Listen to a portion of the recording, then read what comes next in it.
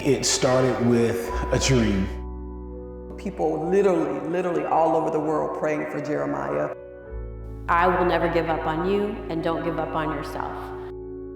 I can remember sharing with my wife the dream that I had about Jeremiah being born before we knew about it, and we discovered and we were excited that we were having another child. And then we had this moment in our life that was really turned upside down when we had to go to the hospital because of some complications that my wife was having.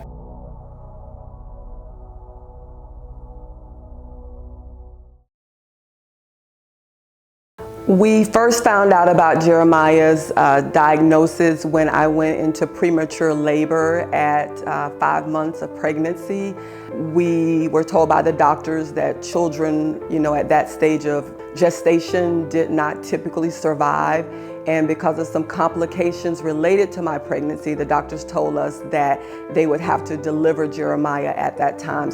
To me, what I heard from the doctors was, it's either going to be your son or your wife. And that was like, it's like you're asking me to make a decision. So in that moment, of course, praying and just encouraging her and just believing that this young man was going to come forth, and whatever the situation was, we would face that when we got to that. So there was a very critical point in Jeremiah's journey. He was probably about a week old, and Jeremiah's, one of the neonatal doctors in the hospital at the time, her name was Dr. Brown, and she told us that they did not expect for Jeremiah to survive the next 24 hours. Up until that point, my husband and I had never had the opportunity to actually hold Jeremiah.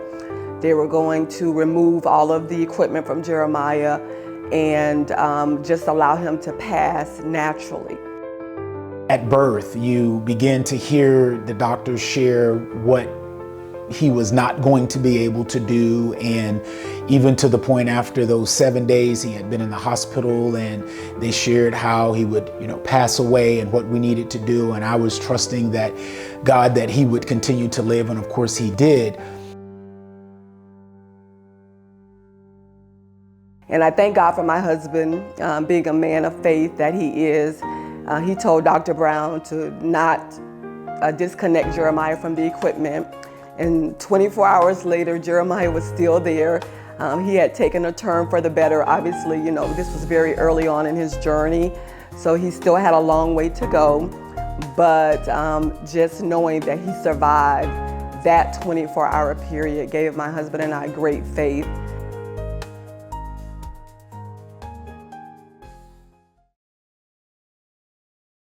We initially learned about CECO when Jeremiah was about 3.5 years old through another program that had provided Jeremiah with a scholarship.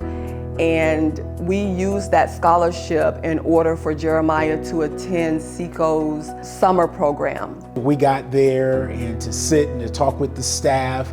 It was very warm, very welcoming. And he went, and we can just see how the staff was just really personable with Jeremiah, and we can appreciate that. They communicated things with us about him, things that they saw in him and things that they wanted to really work on with him. And so that was really encouraging. Seeing that and experiencing that was more than anything else we had experienced up to this point. That first day that Jeremiah went there, we dropped him off, and we have not looked back since. We didn't feel the need to stay that first day. We felt comfortable leaving him, and CECO has been a part of our journey as well as Jeremiah's journey ever since, probably over the last 18 years of his life.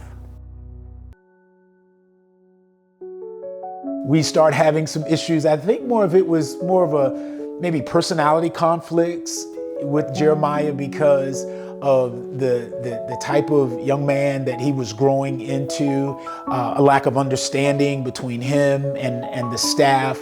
But for us, is that there were teachers that were willing to step in outside of his class to help Jeremiah to get through some of these difficult moments. There was a time when I first was working with Jeremiah that he was really still struggling a lot with the regulation of his behaviors. And I know there were a few people that thought that maybe CECO wasn't the fit for him because of that. But I saw the potential, and other people around me saw the potential, and I saw how he worked with those that he had made a bond with. I knew we just couldn't give up on that. This is what happens when you realize sometimes the journey takes a little bit, but we will get there.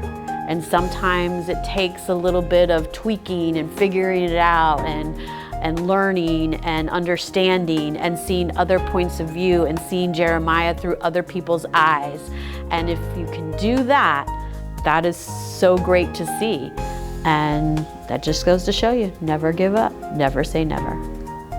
So for Jeremiah, I think what I have seen him accomplish the most throughout the years, besides becoming such a gentleman and a kind soul, is also being very independent, being able to do things on his own. And I think being able to, what was really neat is watching him one day, he was doing his activities, his chore activities, and it was washing dishes. And he was standing there, the assistant was washing dishes in one side of the sink, and he was standing there washing them independently in his side of the sink.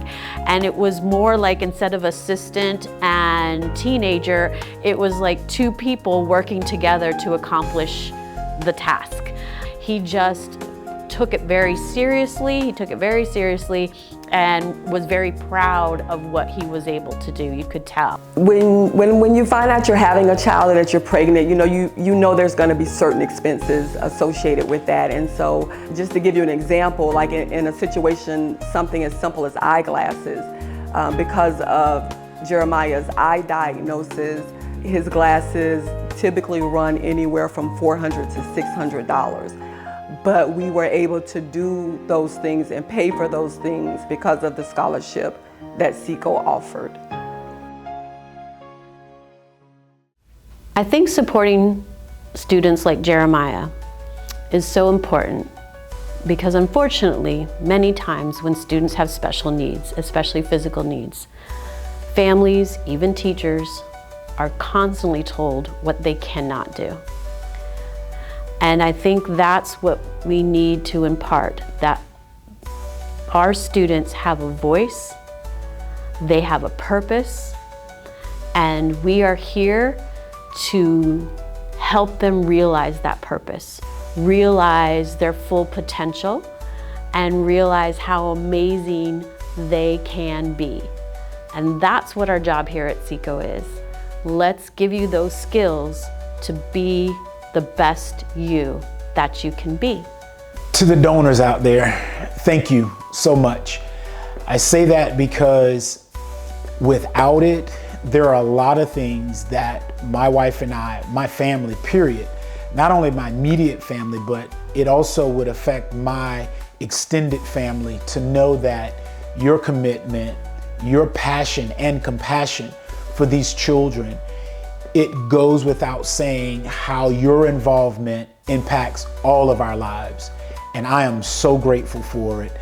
We work hard. We make sure that we take care of our financial responsibilities as we all desire to do. But there are moments where having that extra help to go to the next level, to be able to provide for that child that you desire for them, it's priceless. And I want to say personally, thank you.